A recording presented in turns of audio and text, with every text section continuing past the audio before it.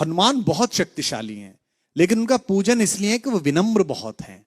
जब लक्ष्मण को मूर्छा आई और भगवान ने सोचा कि मेरा ये सबसे बड़ा संकट कौन हर सकता है, देखो भगवान सबके संकट हरते हैं, भगवान के जीवन पे संकट आया तो उन्होंने किसको पुकारा?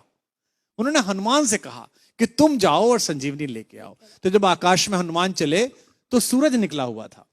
आकाश में तो सूरज होता ही है, दिन कभी डूबता नहीं है। हमारी माँ पृथ्वी हमें गोदी में लेकर हमारे पिता सूरज की ओर से पीठ कर लेती है। माँ को दोष दे नहीं सकते तो पिता को दोष देते हैं कि दिन डूब गया है। दिन कभी डूबता नहीं है, दिन तो निकला रहता है। सूर्य कभी अस्त नहीं होता। कैलाश भैया ने गाया, क्या बात है, क्या बात, क्या कभी अंबर में। तो बेटा सूरज कभी डूबता नहीं है। तो सूरज आकाश में मिला, और अगर सूरज इधर निकल जाता जहां लक्ष्मण लेटे हुए थे तो भगवान के जीवन का सबसे बड़ा संकट आ जाता।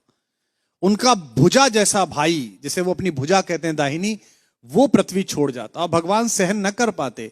तो इतना बड़ा काम करने गए और कितने ताकतवर थे, पंच तत्वों में से एक पवन के बेटे हैं। सूरज से मिले तो उन्होंने कितनी विनम्रता से बात की। रवि भाई सूरज से बोले, हे सूरज इतना याद रहे संकट एक सूरज वंश पे है। ये नहीं कहा कि मैं तुम्हारे लिए प्रार्थना कर रहा हूं, तुम्हारा ही खानदान है ना, सूर्यवंशी राम का भाई परेशान है, तुम भी सूर्य हो तो आप ही के खानदान का काम करने जा रहा हूं। विनम्रता देखना आप कितने पोलाइट हैं, है ना। ये सूरज इतना याद रहे संकट एक सूरज वंश पे है, लंका के नीच राहु द्वारा आघात दिनेश अंश पर है।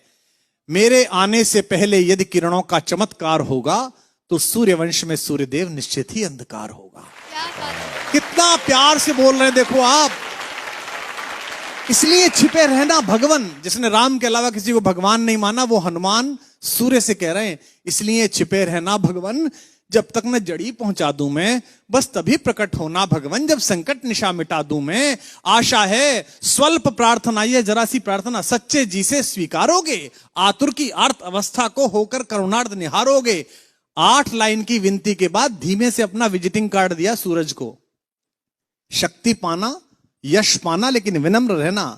आशा है स्वल्प प्रार्थना ये सच्चे जी से स्वीकारोगे, आतुर की आर्त अवस्था को होकर करुणार्थ निहारोगे।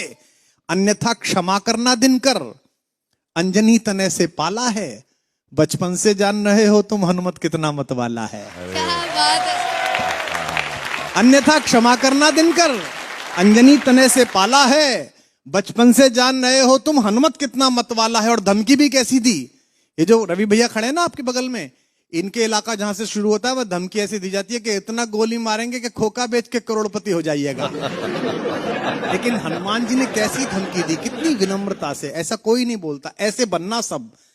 आशा है स्वल्प, अन्यथा क्षमा करना दिनकर, अंजनी तने से पाला है, बचपन से जान रहे हो तुम हनुमत कितना मतवाला है। मुख में तुमको धर रखने का फिर वही क्रूर साधन होगा, बंदी मोचन तब होगा जब लक्ष्मण का दुख मोचन होगा।